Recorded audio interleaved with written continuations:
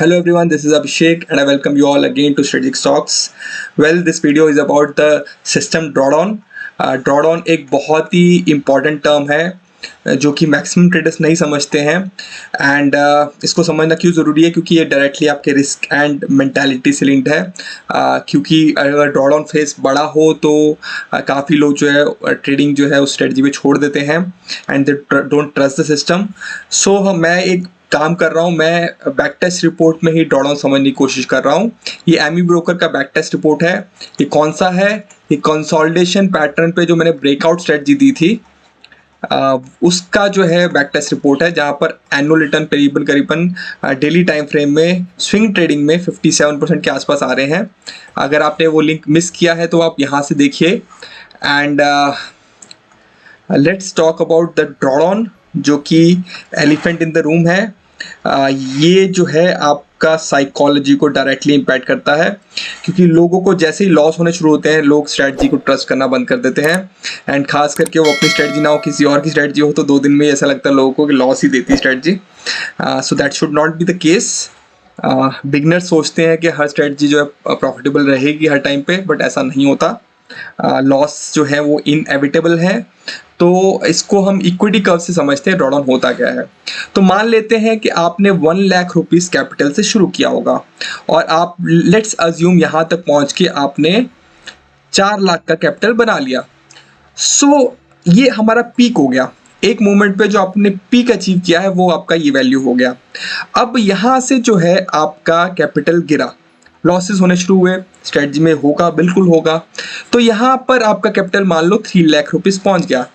तो यहाँ जो चेंज आया ना 1 लाख रुपीस का, ठीक है, दिस इज योर ड्रॉडाउन। यहाँ इस फेज में ये ड्रॉडाउन जो है वो 1 लाख का है, जब मार्केट आपका इक्विटी जो है वो टॉप से बॉटम की तरफ पहुंचा फिर रिकवर कर गया। तो ये फेज जो है वो 1 लाख का ड्रॉडाउन है। तो ट्रेडर्स के लिए कैसे ये इम्पैक्ट डालता है? देखो, मैक्सिमम लोग जो यहाँ ट्रेडिंग शुरू किए होंगे इस स्ट्रेटजी पर, ठीक है, उन्होंने देखा होगा कि करीबन 2 महीने का लॉस है, ये 2 मंथ्स का लॉस चल रहा है, ठीक है। एंड साइकोलॉजी क्या होगी? स्ट्रेटजी जो काम नहीं करती है, ठीक है, ये फालतू स्ट्रेटजी है, इस पर पैसे लगाने का कोई फ़ायदा नहीं है, ठीक है। बट लुक एट दिस, जब रिकवरी की है तो कितनी स्ट्रॉन्ग रिकवरी की है, ठीक है। तो ड्रॉडाउन जो है वो साइकोलॉजी को इम्पैक्ट करता है। तो ये वैल्यू बहुत मैटर करती है कि आपका कैपिटल गिर रहा है तो कितना गिर रहा है। सो मैक्सिमम सिस्टम ड्रॉडाउन आपको यही बता सकता है कि वो कैपिटल कितना गिर रहा है। तो इसी फेज को अगर मैं ड्रॉडाउन के चार्ट में देखूं तो यही फेज आपका यहाँ पर भी है, ठीक है। यहाँ पर क्लियरली दिख रहा है अंडर वाटर इक्विटी, मतलब आप ये गिरावट देख रहे हैं यहाँ पर, मतलब ये आपका कैपिटल जो गिर रहा था उसका चार्ट है। तो आप देख सकते हैं कि ये आपका क्लियरली फेज आया है जहाँ पर आपका 16% के करीब ड्रॉडाउन रहा है। And by it is maximum system drawdown. ये मैक्सिमम एमडीडी इसलिए बोला जाता है क्योंकि over the period of time सारे के सारे फेज में से 16% ही जो है वो मैक्सिमम वैल्यू रही है ड्रॉडाउन की, ठीक है। ये हर्ट करता है अगर ये वैल्यू बहुत ज़्यादा हो, अगर 30-40% तक चला जाए तो लोग जो है स्ट्रैटेजी छोड़ देते हैं बिल्कुल। बट उससे ज़्यादा हर्ट जो करता है दैट इज़ द फेज। अगर ये लंबे देर तक रहता है, ठीक है, तो आपका मेंटल साइकोलॉजी पे बहुत इम्पैक्ट डालता है। तो आपको लगता है कि शायद स्ट्रेटजी काम करती ही नहीं है। तो ऐसी भी कई स्ट्रेटजीज होती हैं जो 4-5 महीने तक ड्रॉडाउन फेज में रहती हैं बट फिर अल्टीमेटली अच्छा काम करना शुरू कर देती हैं। मार्केट अलग अलग टाइम पे अलग अलग तरह से बिहेव करता है।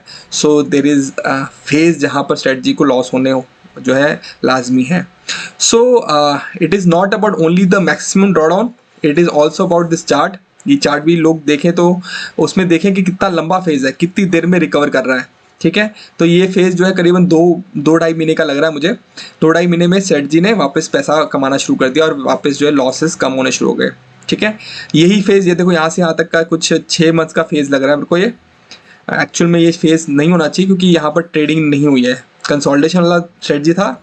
और ये आपको फेज पता है जब कंसोलिडेशन बिल्कुल हुआ ही नहीं है, कंसोलिडेशन जोन बिल्कुल था ही नहीं। So that's it for the maximum drawdown. I hope आपको क्लैरिटी रही हो। ये डायरेक्टली रिस्क से इन्वॉल्व है और रिस्क पैरामीटर्स जो है वो सबको बहुत ध्यान रखने चाहिए स्ट्रेटजी को यूज़ करने में। तो मनी कंट्रोल जो है वो डायरेक्टली रिस्क से जो है इम्पैक्ट करता है। एंड इस कंप्लीट सिनेरियो को, इस बैक टेस्टिंग रिपोर्ट को समझने के लिए आप इस वीडियो को देखें। वहाँ पर मैंने आपको पूरे पैरामीटर समझाए हैं कि बैक टेस्टिंग रिपोर्ट क्या होती है। Right guys, thank you very much. आज के लिए इतना ही, फिर कभी मिलेंगे। Thank you, tata, bye bye.